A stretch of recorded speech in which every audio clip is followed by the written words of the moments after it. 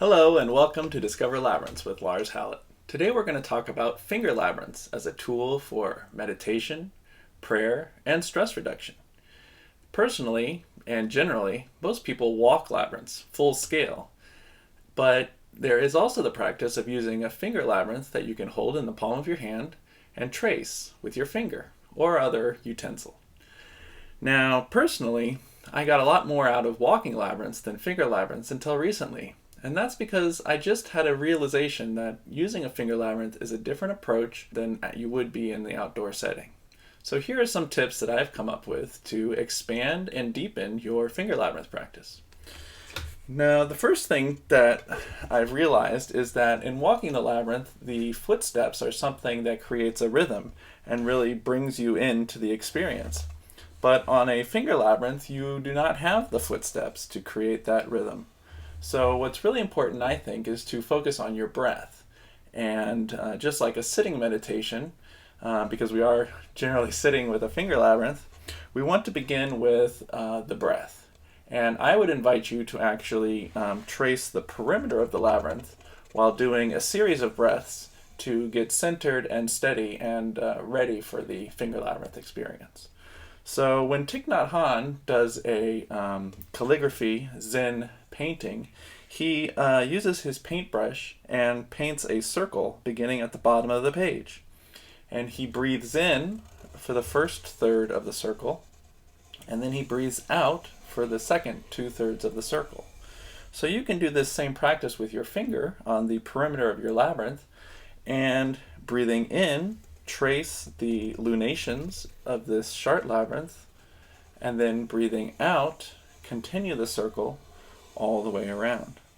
So I like to do this 3 or 5 times. If I'm really jumbled mindset, then I may do this 10 times until I feel like I'm ready to enter the labyrinth experience. So breathing in, breathing out.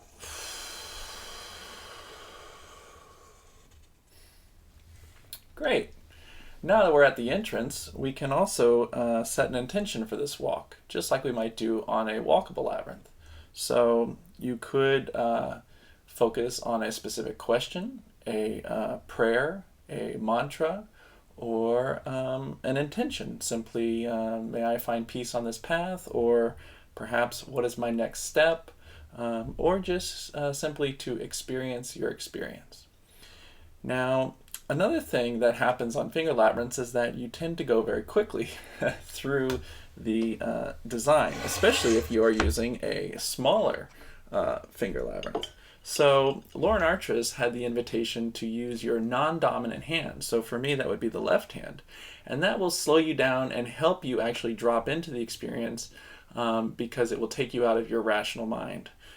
So using a non-dominant hand and even choosing a different finger than your index finger can help to slow you down and really engage in the experience less rationally. So as I'm tracing the labyrinth, here I have grooves that help me to see and follow the path. But actually, if you want to further deepen your experience and you are very used to the labyrinth, then you could close your eyes and actually trace the design without looking at it, which again will help to slow you down and drop you into the experience and get you less rationally thinking about the design itself. If you have a labyrinth that is two-dimensional, you could use a printed out labyrinth. Then you do need to have your eyes open in order to follow the pathway. But you can use a soft gaze, just like when we walk labyrinths as a group. Instead of really focused, you want to kind of soften your gaze and take in the whole pattern as you are tracing. Now, the smaller the finger labyrinth, it can get more easy to fall off the pathway. So you do want to be gentle on yourself and practice non-attachment. And if you find that tracing the very narrow pathway that you end up exiting the labyrinth prematurely, that's part of the experience. So don't see that as a mistake necessarily, but just something that means that you are learning to engage in the archetype. And you are in a beginner's mindset, which is actually a very beautiful space to be in, the mindset of a beginner. And actually, I have so much experience walking labyrinths that I've found that tracing finger labyrinths has really brought me back into this beginner's experience of the labyrinth. I can frequently get lost in the design, especially if I am closing my eyes and using my non-dominant hand on the Chart labyrinth. There's been several times where I have completely gotten lost and I do not know where I am in the pathway, which is okay. It's part of the labyrinth experience. In fact, the labyrinth uses meanders to help you get lost. The idea is to not know where you are in the journey, just to continue to trust the path that you will get to the center if you keep following the groove. Or maybe you don't find a center and then you need to try again.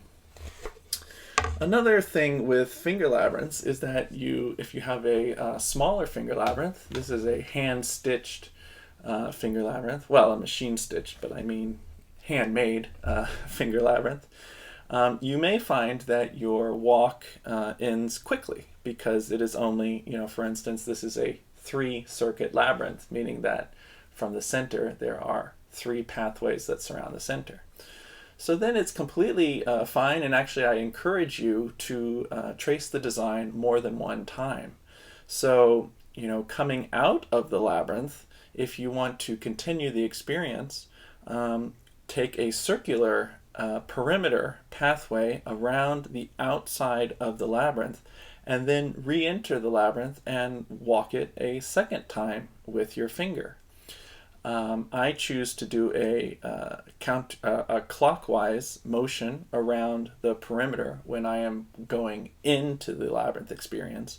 And if I think, okay, my next walk will be my last one, then I will begin to wind down by going counterclockwise around the labyrinth and then entering it in for a final walk. Another interesting thing about tracing the design multiple times is that an 11-circuit labyrinth is actually 2 5-circuit labyrinths put together with a connecting pathway. So 5, 5, and 1 to make an 11-circuit labyrinth. So, if this was my 5-circuit Chart medieval finger labyrinth, if I trace this once and then I circumnavigate the labyrinth and trace it again, then really I would be having a 11-circuit labyrinth experience by doing the 5-circuit, the connecting pathway around the outside, and then the 5-circuit again. The same is true for a 3-circuit labyrinth, would be half of a 7-circuit. So, this 3-circuit classical labyrinth, if I traced it once, the perimeter, and then again, then that would give me a 7-circuit labyrinth experience.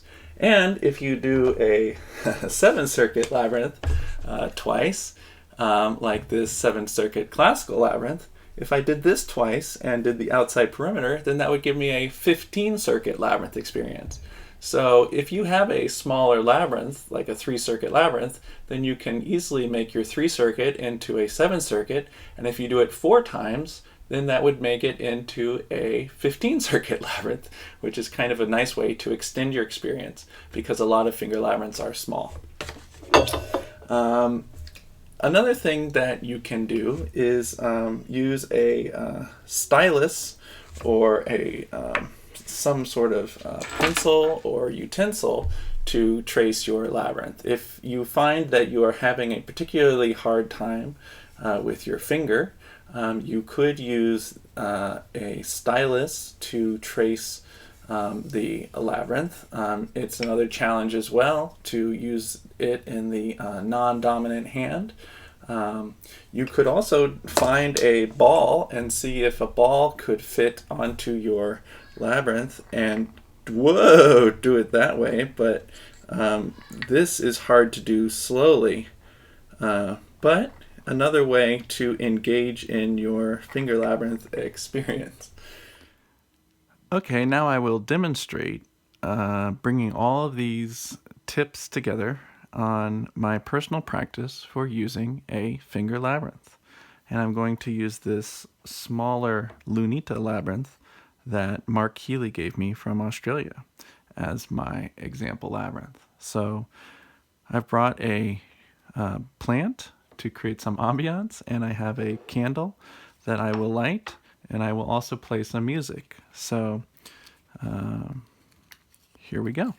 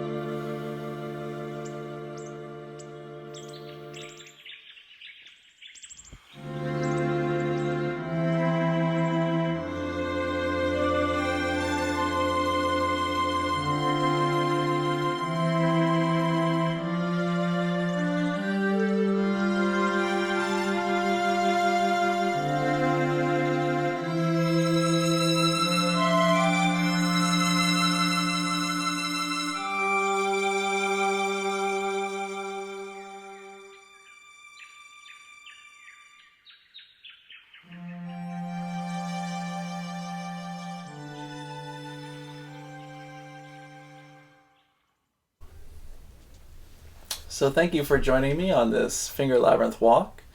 Remember that it's your own personal practice, so use whatever works for you. You know, you may find that breathing is also making you too rationally focused, so maybe breathing naturally is the way to go instead of having intentional breaths. You can also use a wide variety of labyrinths. Try different types. If one doesn't work for you, then try a different design or a different medium. This is a plaster cast labyrinth that I created at a workshop with Charlotte Wincoop, and it is a spherical finger labyrinth that is a 7-circuit classical labyrinth. But, there you go. You can see the half 3-circuit, 1, 2, 3, that is part of the 7-circuit design. You can also draw a finger labyrinth and trace your drawing as well. So